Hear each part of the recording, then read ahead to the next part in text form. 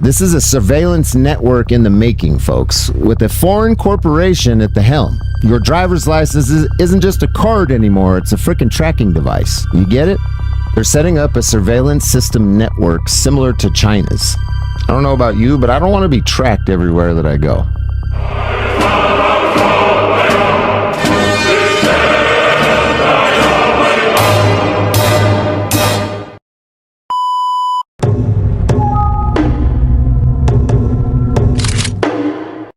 Hello, ladies and gentlemen.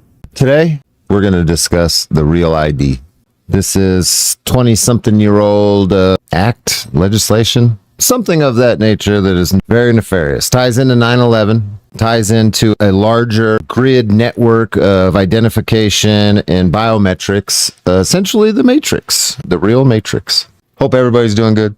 There is an alternative to the Real ID. You can get a passport. You don't have to get the Real ID. It is not a requirement right now. And we'll get into the finer details of all of that. I have some dialogue that I'm going to read. I'm gonna read a little script that I wrote up.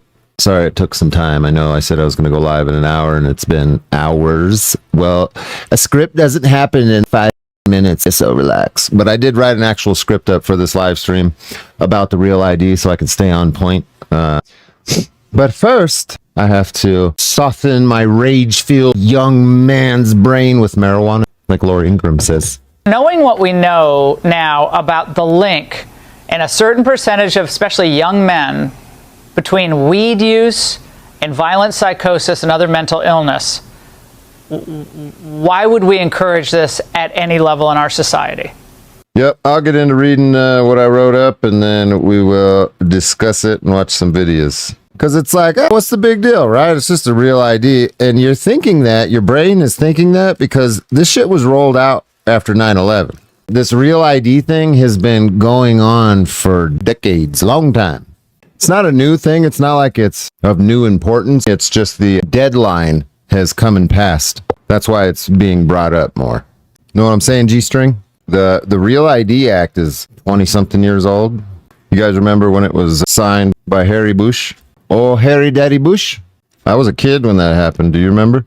It's always a slow erosion of your rights, your freedom, your privacy. It's always a slow erosion. They're not going to never just snap their fucking fingers and be like, the First Amendment's gone now. That's not how that works. It's a slow erosion. It's one step. This step. They think in fucking decades and they think in decades. The idea of freedom of speech is what got the country rolling, but once people start settling in, getting comfortable, we start realizing, hey, we don't really like it when everybody can criticize us that much. Oh, it's not fun anymore. So we start thinking of ways to roll it back. Same thing goes with the First Amendment. Most of you will be more in tune with the erosion of the Second Amendment because that's more out in the open. They're more obvious about eroding the Second Amendment and taking away your guns. That's out in the open and obvious. What's not so obvious is your freedom of speech, because that's more of a harder argument to pitch to people. You know what I mean? You can make arguments for taking guns away. Oh, the children and school shootings and mass shootings, blah, whatever kind of bullshit they come up with. But it's harder to make an argument for your freedom of speech, so it's more clandestine of an erosion. Free the hostages of ganja. Real ID, Star ID, Real ID, real problem. Let me read some of this to you. Today, we're going to tackle the Real ID Act. Now in full swing as of May 7th, 2025. The government's selling this as a simple ID upgrade to keep you safe. But don't buy it. This isn't about stopping terrorists. It's about building a surveillance system that could lock down your life. I'm going to walk you through the evidence straight from the Fed's own documents to show you why the Real ID is a lie and how it's setting us up for a future where freedom's just a memory. But stick with me because you can push back and I'll show you how. There are some solutions. So let's start with the basics. The Real ID is driver's license with the star in the corner, now required for domestic flights or entering federal buildings. Sounds like a small inconvenience, right? Wrong.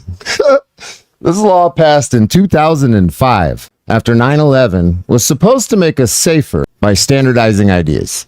But here's what really happened. It took 20 years to roll this out.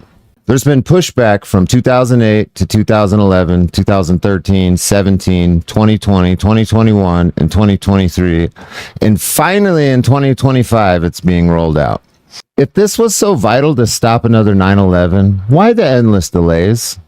The truth is, it wouldn't have stopped the 9/11 at all. Those hijackers, they used real IDs, mostly passports.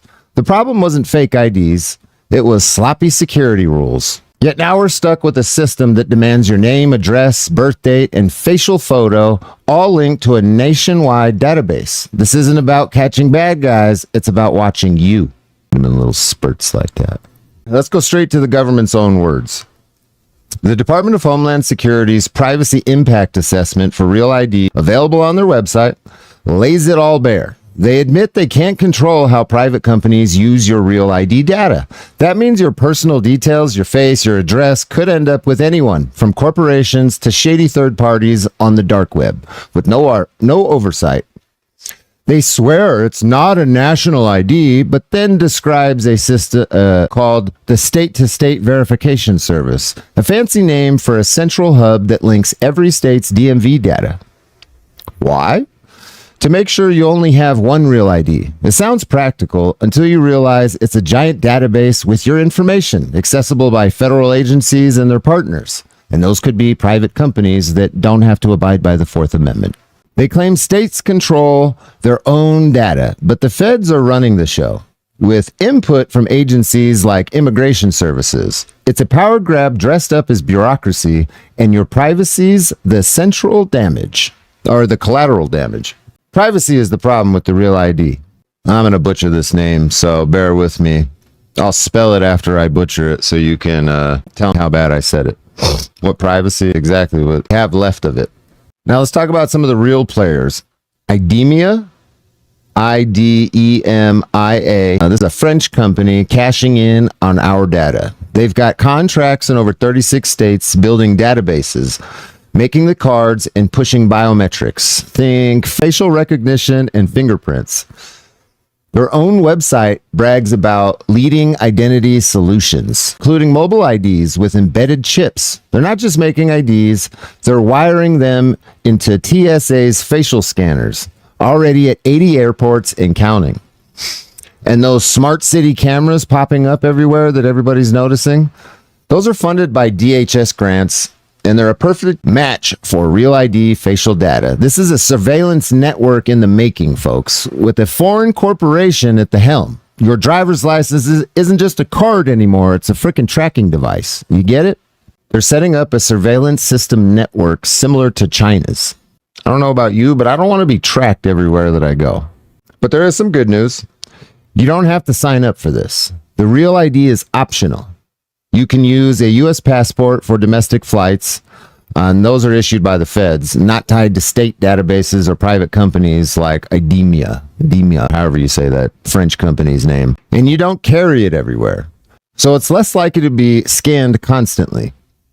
Even better, TSA's facial recognition at airports, you can say no to that.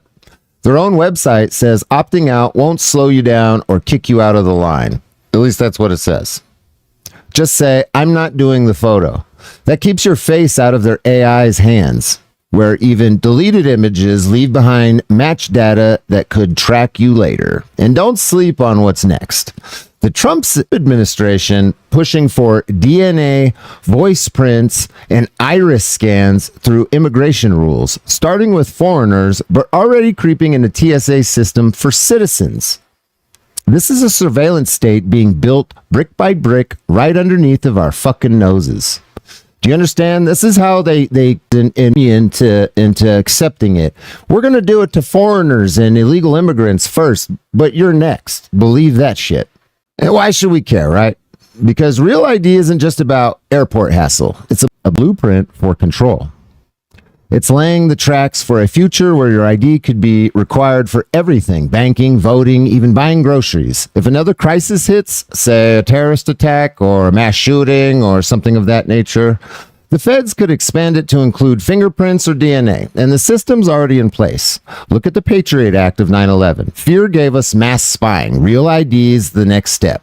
Turning your ID into a leash, essentially. You're already tax cattle. What's another leash? And who's footing the bill for this? You are. States shelled out over $1 billion to comply, money that could have fixed roads, schools, or taken care of homeless veterans. People are waking up to this, though. Online chatter is calling the Real ID a government trap and a step towards tyranny. Some are pushing privacy-first tech like decentralizing IDs to fight back. Others are backing lawmakers like Senator Rand Paul, who's got a bill to kill Real IDs altogether. The message is loud. We don't want our lives in a federal database handed to a foreign company and scanned by every camera on the block. This isn't about security. It's about stealing our collective freedom, folks. What can you do? Well, first, you need to skip the Real ID. Get a passport for domestic travel. It's your firewall against this surveillance. Second, opt out of TSA's facial scans. Just say no at the checkpoint. Third, spread the truth. Share this video, talk to your neighbors, and support efforts to repeal this law. Your freedom is at stake. And we're supposed to have the power to protect that. We'll see. So that's the dialogue that I wrote for you as an explanation. And I want to watch a couple videos after I partake of Mary Jane and be a crazy, young, violent, whatever Laura Ingraham said. Knowing what we know now about the link in a certain percentage of especially young men between weed use and violent psychosis and other mental illness, why would we encourage this at any level in our society? So you would abuse your authority if I exercise my right? Whatever. I don't personally care what you sentence me to. I'm appealing everything today, so it's going to freeze whatever you sentence me to, and we're just going to kick it to a higher court. Because clearly this one is corrupt. They turning our communities to hot blocks. Yeah, they got Glocks, handcuffs, and badges. They swearing that they hot shots. They want to lock us and throw away the stop. Watch, you know Direct D will show you how to cop. Watch, cop, watch. Record them when a cop stops. And ignore the pig chatter when a cop talks. You don't need a top-notch camera, just a cop watch. You gotta know your rights or you lose them. So we cop, watch.